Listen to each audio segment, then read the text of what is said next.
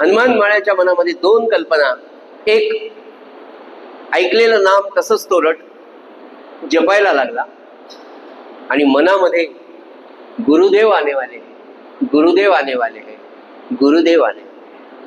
शबरीनी जशी आयुष्याच्या अखेरपर्यंत भगवंताची वाट पाहिली, सज्जनो, वाट पाहणं हीच तपश्चर्या जशी त्या शबरीची होती ना, अखंड अनुसंधान, कधी येतील की रामराय, कधी येतील की रामराय, ही जी अवस्था त्रेतायुगामध्ये त्या शबरीची होती ना, कलियुगामध्ये नर्मदा मैयाच्या काठावर हनुमान माळ्याची अवस्था अगदी तशीच.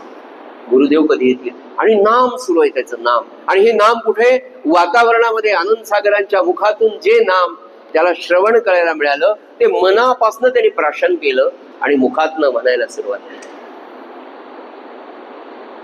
आणि त्या हनुमान माळ्याचा योग एक 15-20 दिवस झाले की महाराजांचा निरोप दुर्गाबाईंना आला की मी भैयासाहेबांबरोबर अमक्या अमक्या दिवशी येत आहे. महाराज आले, भैयासाहेब मोठं भरून आले आणि सगळा किराणा सामान महाराज घेऊन आले होते. म्हणाले, दुर्गाबाई, आज रामाला म्हणले पुरणाच्या पोळीचा नैवेद्य करा, रामाला पुरणाच्या पोळीचा नैवेद्य करा. दुर्गाबाईंनी तयारी केली.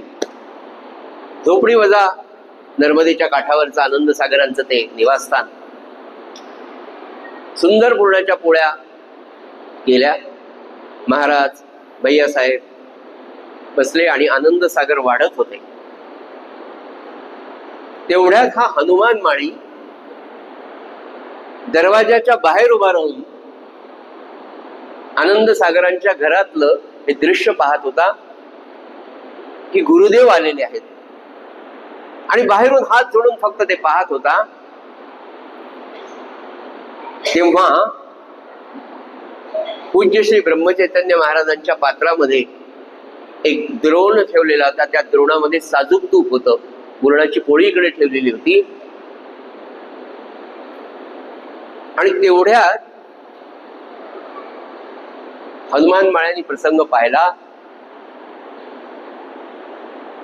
तर एक छोटासा उंदीर महाराजांच्या ताटाजवळ टुणूक टुणूक टुणूक उड्या मारत आला आणि ती पुरणाच्या पोळीला ग्रहण करायला लागला. तेवढ्यात तो हनुमान माळी काय म्हणतोय, अरे राम घी पी रहे, राम घी पी रहे.